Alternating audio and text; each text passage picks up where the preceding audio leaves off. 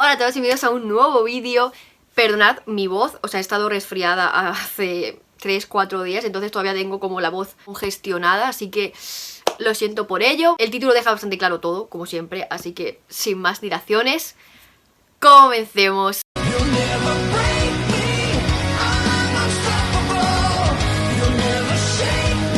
Lo primero que voy a hacer, que es algo que ya llevo haciendo desde el mes pasado, es dar las gracias a Naoki, a José y a Dani por estar suscritos a Patreon, que para los interesados tenéis en la descripción el link a Patreon, que por 1,50 € podéis ver reviews de pay-per-views de All Elite Wrestling. Este mes toca la de Wrestle Dream y aparte de ello pues hago vídeos de distintas cosas. He hecho el vlog de la feria del libro, he hecho un vídeo hablando de cosas de mi infancia, en plan de videojuegos de mi infancia, de notas y demás de deberes que hacía en la infancia. Este mes toca un top 10 de intros de series de mi infancia, pero siempre estoy abierta a los que estáis suscritos allí a ideas y demás. Además entráis en un apartado en Discord aparte, que es el de sponsors, así que si os interesa todo ello, en el Linktree podéis ver también las cositas que hay por ahí. Y además pues eso, os haré un shout out, una mención los vídeos antes de empezar. Sin enrollarme mucho más, vengo a recomendaros un par de series, que este vídeo lo hago como, diría que una vez al año. Creo que lo hice el año pasado justo y siempre lo hago a lo mejor casi después de verano y demás, porque creo que es una muy buena época pues ya para sentarse tranquilamente, todavía no con la mantita, pero sí ya puedes sentarte sin morirte de calor, ver una serie. La mayoría de ellas son miniseries y demás, pero algunas son bastante cortitas y se pueden ver fácil, así que hay un poco de todo. Hay también hay una serie española.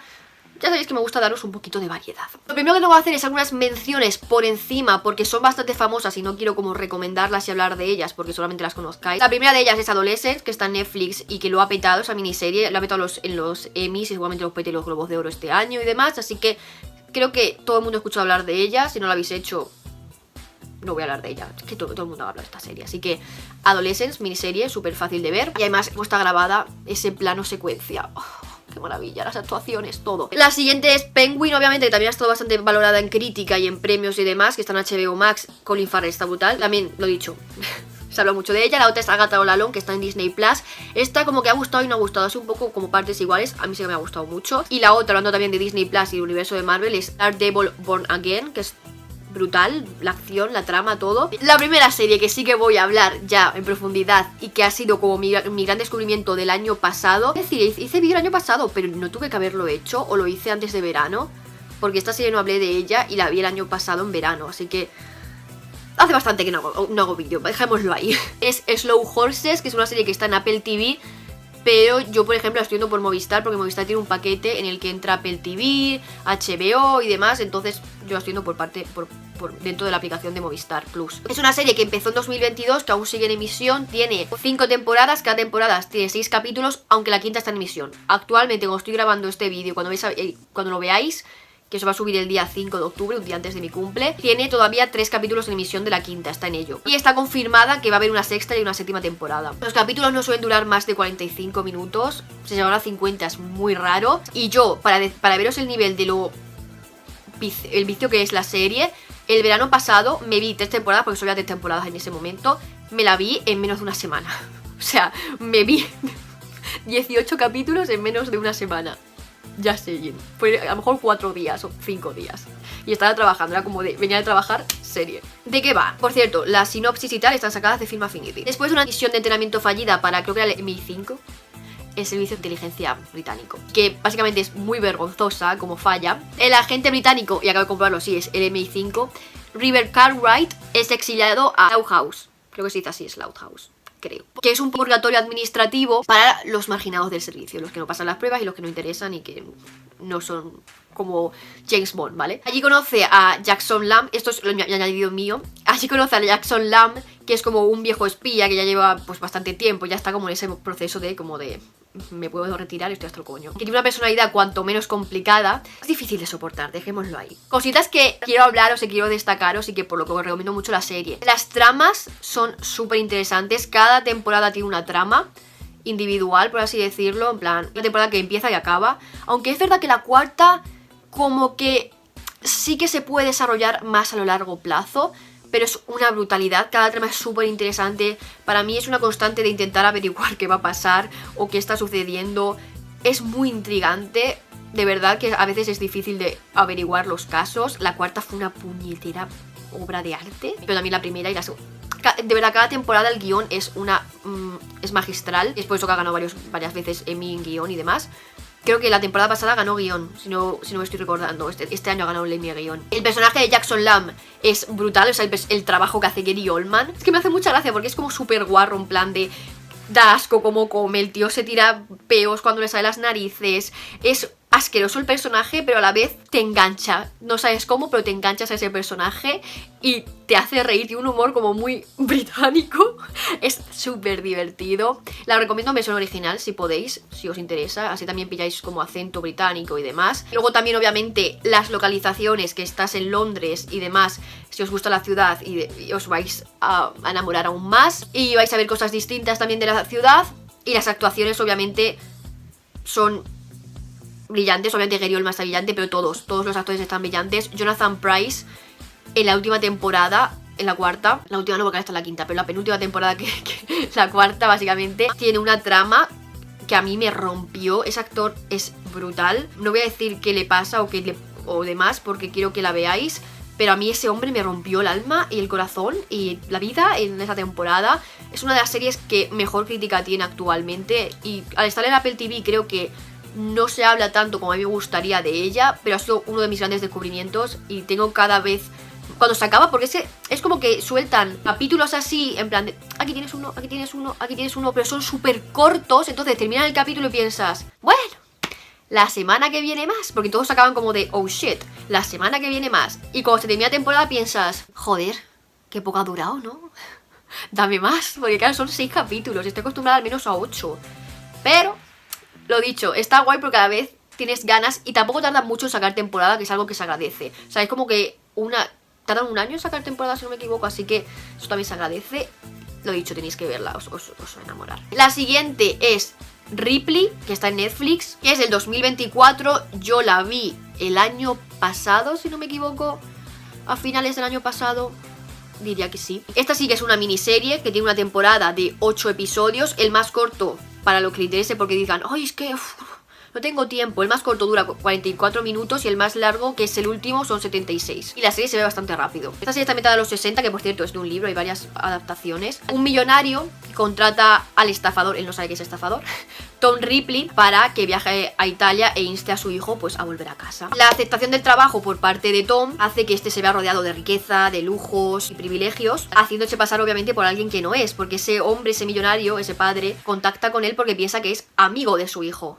Y no lo es. Pero para conservar la vida que tanto deseaba, Tom teje una red de mentiras que se va complicando porque ocurre cierto crimen, que no voy a decir cuál es. No sé si salía en el tráiler, pero si sale en el tráiler pues ya sabéis cuál es, o a lo mejor se engancha más, pero yo no lo voy a decir, por si queréis verla sin saber nada más. Hasta ahí puedo leer básicamente, pero es una serie que yo veía los trailers y a mí me fascinaba la fotografía en ese blanco y negro, esos paisajes de Italia. Es brutal. Andrew Scott era obviamente otra de las cosas que a mí me llamaba muchísimo, porque es un tío que me encanta cómo actúa, y este personaje tan como misterioso, serio, pero a la vez con tantas cuestiones morales complicadas. Es un personaje muy interesante, con muchos matices, muchos blancos, negros, grises. Es muy guay lo que hace con este personaje. Y además ese toque también, muchas veces le preguntaban en plan de, pero entonces la sexualidad de Tom Ripley, ¿qué es? ¿Es homosexual? ¿Es hetero? No sé qué. Creo que Andrew nunca dejó claro qué es, entonces también eso me gusta. Es una brutalidad, te lo juro. Esta serie, la trama, las actuaciones, todo, por favor. Aunque no seáis de ver cosas en blanco y negro, creo que esta serie os va a lo mejor a cambiar esa perspectiva. Es una brutalidad. Yendo un poquito más para casa, para una serie española, os recomiendo Perdiendo el Juicio, que en este caso es de A3 Player Premium. La mayoría de series que recomiendo siempre son de A3 Player Premium. Es una serie de este año, del 2025, que tiene una temporada de 10 episodios por ahora, porque sí que es verdad que tiene un final que da para una segunda temporada, una tercera o los que quieran, así que ojalá que A3 Player la renueve, porque renuevan cosas que menos me gustan, así que renuévame esto. Esta serie trata de Amanda, que es una prestigiosa abogada, que está como en el momento más top de su carrera, y de repente se le activa un brote de TOC en un juicio que es como súper importante. En ese momento su carrera se comienza a desmoronar y se ve obligada pues a aceptar un trabajo en un despacho que ella cree que es decadente y que está como alejado de sus expectativas. Y es muy guay porque yo en este caso me vi la serie por Miguel Fernández, que me encanta. Ya recomendé una serie en la que aparecía él hace no tanto, que era Las noches de Tefía, también de A3Player, que es maravillosa. Y estoy pensando en dónde conocí a este actor o en dónde le vi, que ahora mismo no recuerdo, pero bueno, Las noches de Tefía, muy buena, y él me parece que es un actor súper versátil. El caso es que me la vi por él, y además porque la trama me parecía interesante, y de repente es una serie que me recuerda en muchos casos a Los misterios de Laura, porque obviamente son como, cada capítulo tiene un caso, que lo curioso es que los casos son reales, o sea, los casos han ocurrido en la vida real. Entonces, cada capítulo tiene un caso bastante guay, divertido, por los personajes que hay dentro del caso y también por los propios abogados. Pero más allá de eso, dentro de todo hay una trama que los une. Más allá de que Amanda está como entre medias de una especie de triángulo amoroso, porque como que el personaje de Manuel Baqueiro parece que le atrae ella, pero ella está todavía como enganchada a su ex, pero a la vez no está enganchada. Hay un triángulo amoroso, y luego también está el hecho de que, creo que sería en el tráiler, pero si no, bueno, es algo que pasa al principio. Su hermana se va a casar con alguien y antes de casarse aparece el futuro marido muerto.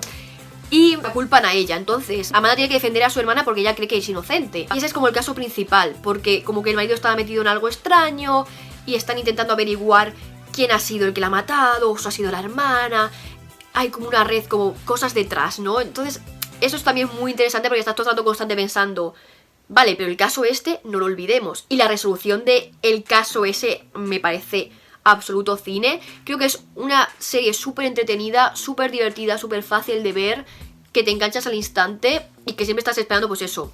¿Cuál será el caso de este episodio? ¿Cuál será el caso de este episodio? ¿Y cómo seguirán sumando más cosas al caso principal? Es una maravilla, os la recomiendo mucho. La siguiente que os recomiendo es Hallie Harper, que está en Movistar en España, no sé en otros países dónde está, que es del 2025, es una miniserie de una temporada con 9 episodios y trata de dos hermanos veinteañeros que, sin embargo, parece que están anclados como en su pasado y en su infancia. Retiene el trauma, posiblemente no superado, la pérdida de su madre cuando apenas eran unos críos. Son dos jóvenes muy vulnerables y llenos de miedo ante los retos que les empieza a plantear pues esa vida adulta. Ahora que su padre ha puesto en venta esa casa de la infancia para empezar una nueva vida con su pareja Kate, que van a tener un hijo juntos, pues se siente como un terremoto en los débiles cimientos de la vida de esos hermanos. Cosa que quiero destacar de esta serie, más Rúfalo, obviamente, no, es broma, es broma.